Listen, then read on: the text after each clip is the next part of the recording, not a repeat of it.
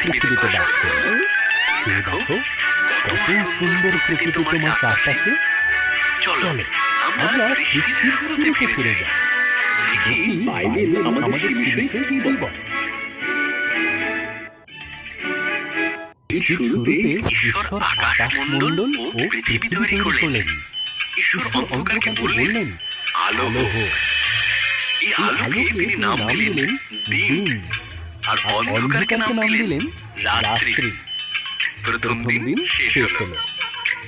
এরপর ঈশ্বর উপরের জল থেকে নিচের জলকে আলাদা করে ফাঁকা জায়গা তৈরি করলেন, যার নাম দিলেন আকাশ। দ্বিতীয় দিন শেষ হলো। সমস্ত জল একত্র করলেন। এর ফলে শুকনো জায়গা দেখা দিল। তিনি শুকনো জায়গার নাম দিলেন ভূমি, আর জমা জলের নাম দিলেন সমুদ্র।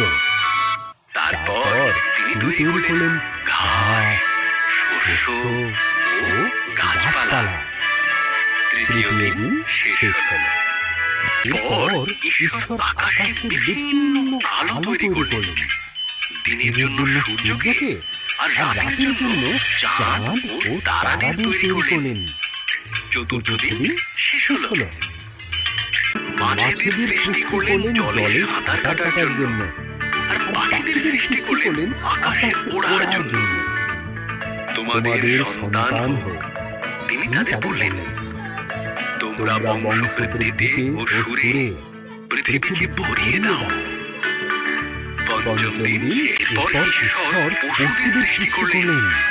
তিনি গৃহপালিত পশু, বন্য পশু ও সরীসৃপ প্রাণী তৈরি করলেন। ঈশ্বর বললেন, আরো একটি সৃষ্টি বাকি আছে, যা সবার মধ্যে অত্যন্ত মূল্যবান। তাই তিনি নিজের মতন করে পুরুষ ও নারী সৃষ্টি করলেন। তিনি বললেন, তোমাদের সন্তান হোক, পৃথিবীর দায়িত্ব নাও, মাছ ও পশু পাখিদের যত্ন রেখো। ষষ্ঠ দিন শেষ হওয়ার ঈশ্বর দেখলেন তাঁর সমস্ত সৃষ্টিকে খুব সুন্দর। তিনি বললেন, এই সপ্তম দিনে তিনি বিশ্রামে গেলেন এবং দিনটিকে স্মরণীয় করে রাখলেন। সপ্তম দিন শেষ হলো।